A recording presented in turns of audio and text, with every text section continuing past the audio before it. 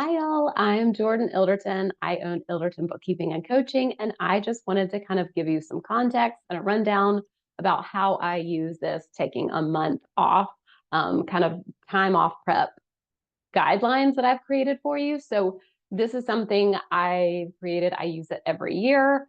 Just to give you context, I'm a multi six figure a year business. We have crossed the $1 million mark in my business for lifetime revenue. I have 3 daughters.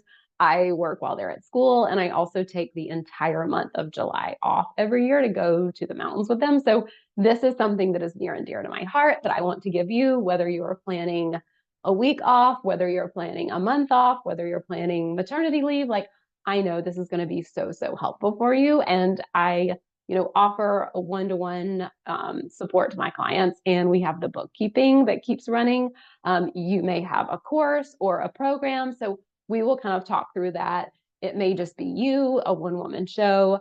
I have a small team. So I just wanted to give you this context and a kind of walk through in addition to this and why and how you can use this. So, like I said, I go to the mountains every month. And so I'm literally on top of a mountain in North Carolina, like off the grid. Like, we cannot text, I cannot like get online. So everything I do to prep is done ahead of time. Like, all my content is done, all the client stuff is done. I take my kids to the library like 45 minutes away, and that's where we get internet. So I will check in with my team members every week. But other than that, literally everything has to be done ahead of time. And so this is something, as you are starting to plan, I would make sure you are doing it farther down the road.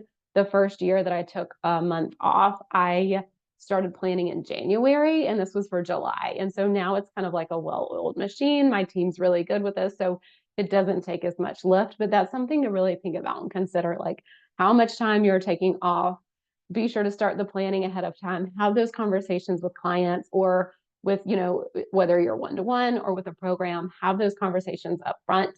I even let clients know, like, before they hire me, like, hey, just so you know, I take the month of July off. That's going to be during your 6-month container. So we will pause that month and then we'll pick up where we left off. And I just give it to them up front so that there are no surprises. Again, my clients have learned that this is just part of my business. Most of my clients work with me for a long time, so they are just used to this and they expect it every year.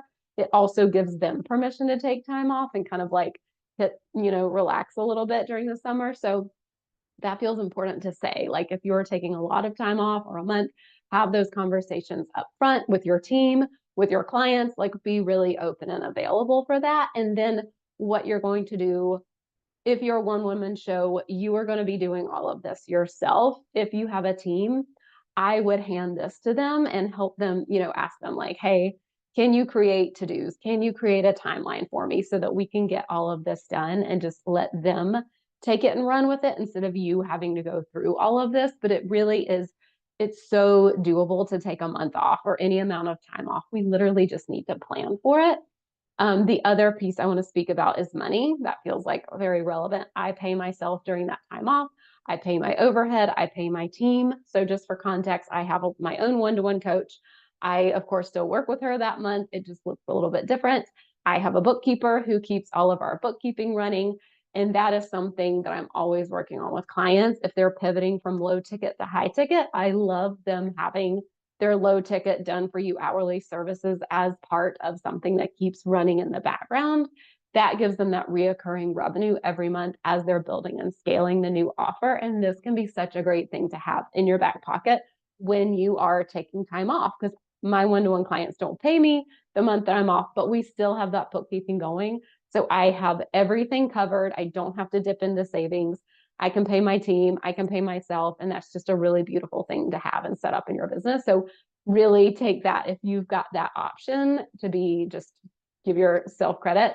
Otherwise, save up over time so that you have that money. But so we have the bookkeeper that keeps that revenue stream going. And I also have a VA, and they are the ones that I create all the content ahead of time. I create the newsletters, and they take it and they literally get it scheduled in the email platform. They get it scheduled in the Facebook group and online. Like, I am not doing all that, but I am the creator for that. And so I have that all ready for them. So that is kind of how you can use a team or do it yourself, and then also kind of that money piece that feels relevant to speak to. So let me know if you have questions. I hope this is super helpful for you. I love the flexibility and the freedom of taking a month off, and it feels really, really good and easeful. And it's because we do all of this on the front end, and we have these conversations and set all this stuff up. So literally give yourself that time and space and planning to take this tool and use it so that it really sets you up and you can take that time off. And whether you're on top of a mountain without internet or you're just in town, but you're not working, like, let yourself really check out because you've done all this and set this up. So just want to speak to that. And I hope this is helpful. And again, let me know if you have questions. Have a great day.